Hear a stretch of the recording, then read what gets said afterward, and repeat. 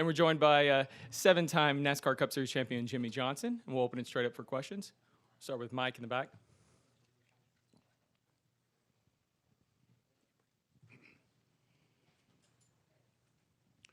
Mike Hembry, NBC. Jimmie, while you've been away, there have been a lot of wrecks in this race near the end.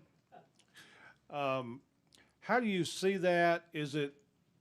Have we evolved to almost anything goes in the last 10 laps, wrecking people, blocking people, kind of a free-for-all situation or not? Yeah, I think the blocking, the blocking is probably one of the biggest issues, and it's also one of the most important things to get right to maintain track position. And I think that's what's changed the most from the years that I've been a Cup driver is the late blocks, the aggression of the blocks. And we've had variations of pushing and being able to slam draft or bump draft, whatever it might be. The cars still don't really like that. I was able to do some of that tonight and get a feel for it, and you still need a pretty delicate touch to pull it off. And I think that's what happened last night with the 8 car and the 1, just a fraction too much energy and just gets the car kind of toggling from side to side and around it goes. So I don't think it's intentional. I don't think that the crashes at the end of these races, you're not trying to crash someone, you're trying to win, right? So you're trying to block to protect, you're trying to shove somebody to make your lane go. So it comes from a good place, but sadly it tears up a lot of race cars. We'll go Bob, then Bruce. Thank you. Bob Parkhurst, Fox Sports. Do you get any sense that people might help you more because if they push you to the win, it doesn't impact playoffs? I don't think anybody's visualizing the win just yet. I think you're still trying to figure out who you're going to work with, who can receive a push, who can push well, who has speed. So I certainly helped myself today by being in that fast Chevy pack and working with my old teammates. But when it comes to the last lap, it's every man for himself. I don't expect anybody to cut me any slack. Jimmie, at Media Day, you hadn't really been in the car except for your test out in Phoenix for a day or so. Now that you've had a race in this new car and have had a practice in this new car, what do you think of it? Does it remind you of anything you've driven before in your career? I'd say 70% of it, 80% of it's still a stock car, and it's still the draft here. So the large majority is familiar, the large majority of the experience. I'm remembering little details as I make laps and get into the zone that, yeah, this works, that doesn't work, wind direction. Turn 4 is always tricky. Pit road entry, pit lane exit, blend line, like all the details are coming back, and it's still really there. But that'll help you run in the middle of the pack. But to win the race, you've got to be on your game. So that's the part that I'm still trying to refine and why I ran every lap I could just now and plan to again tomorrow, and then still a ton of learning to come in the race itself. Do you like the way the car feels? Does it react the way It drives like a stock car. It doesn't drive like an Indy car, thank God. We know how that went. We'll come up front, then Jacob, then Zach. Alan Cavana, I'm sure as a veteran you've had plenty of young people in your time come up and ask for advice or tricks out on the track. Have you found yourself this week asking any of the younger drivers or current Cup drivers for advice, whether it be about this car or what have you, and any fun stories? Yeah, I'd say leading into Phoenix and then coming here, I did sim for both of them. I've spent a lot of time in the shop with Eric and Noah just asking questions.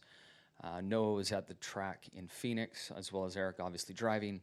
So I've been able to really lean on those two, and they've joked a little bit about the fact that they're giving me so much, and they thought it'd be the other way around. But honestly, with the new car and where the speed hides in this new style car, setups, driving style, experience that you need to really manhandle it, I've been all ears listening to them. So they've both been very helpful. What's something specific like a Noah Gregson can teach Jimmie Johnson or tell Jimmie Johnson?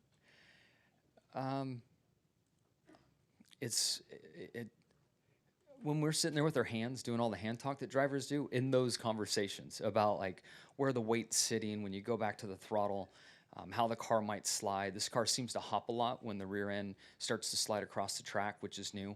I noticed that in the sim preparing for Phoenix, that there was like a rear tire chatter and then the car would get loose. And I thought it was just something with the sim and maybe not the way the experience would be in real life. And then I got to Phoenix and found out that was the case. I think Connor Daly last night had the extreme that we all saw. I don't know how he was filling in his teeth still, but so that would be one specific kind of technical piece that I'm trying to get used to. Yeah. We'll go to Jacob.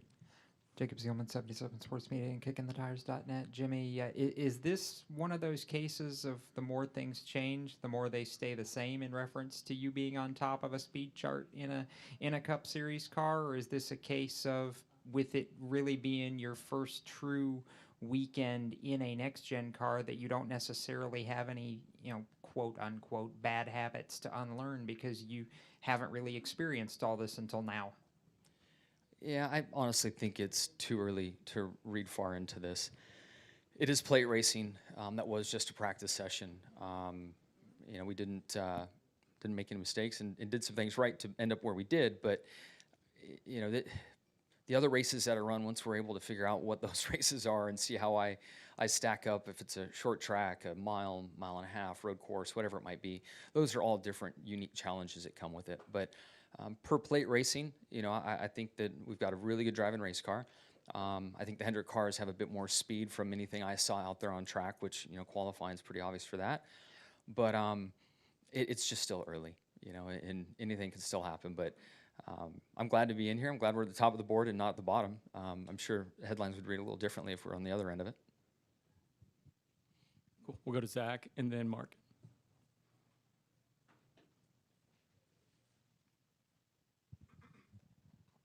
Zach Sternillo, NASCAR.com.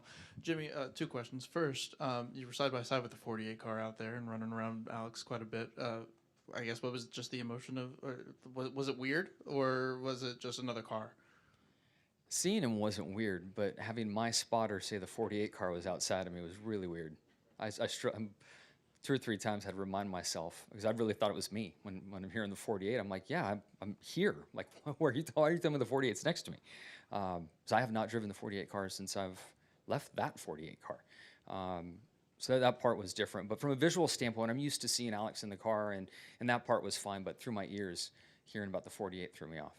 And separately, you mentioned still trying to figure out what the rest of your schedule is going to look like. I'm just curious, from the ownership standpoint, is it important for you to have variance in the races that you're running, just to better understand the feedback from the drivers and what they're going to need moving forward?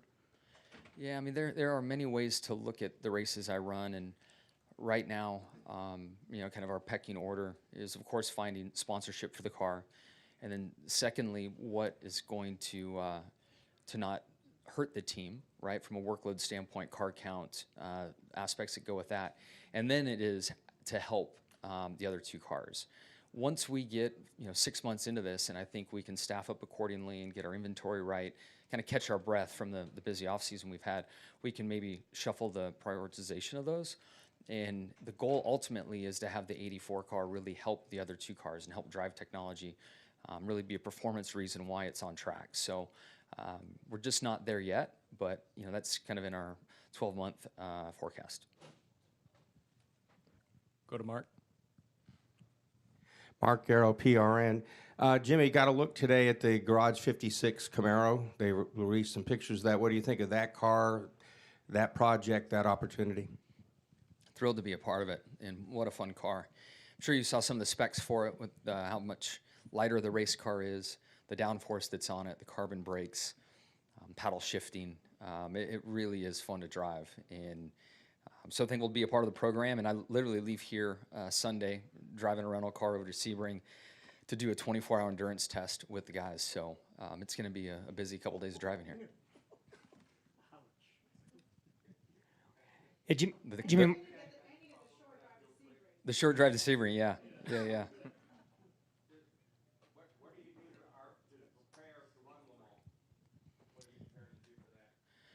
Obviously, the testing that we're doing is one piece of it, but the rules and flags, there are a lot of things different in the way they officiate for that particular event. And I have to go over before the race and spend a day in the simulator to learn where their flagman stations are, what their flags mean. There's some pit road procedures that I need to be aware of and pay attention to. So I'll head over a few days early to go into their simulator to drive that. And then at home, I've just been using my SimCraft rig and doing a bunch on iRacing. And I've been out in the Corvette GT car, and I put only prototypes out that are faster than me.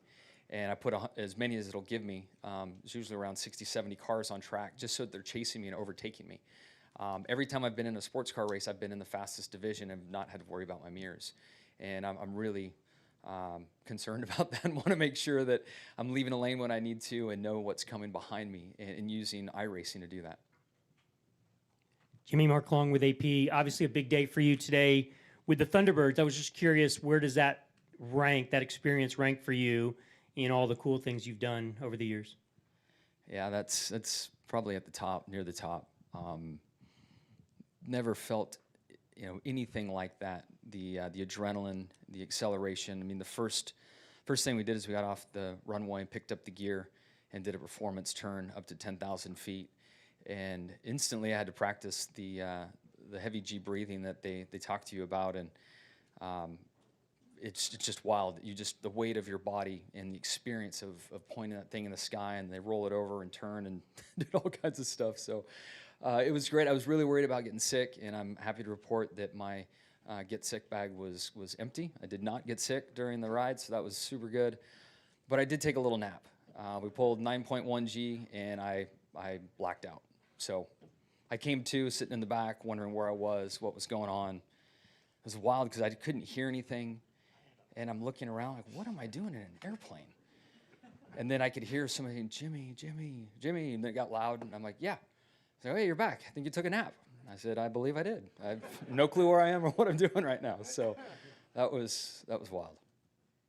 Sounds like a night Bruce and I have had before. It's funny how fast they snap out of this one, though. That one hurts. That one lasts a while.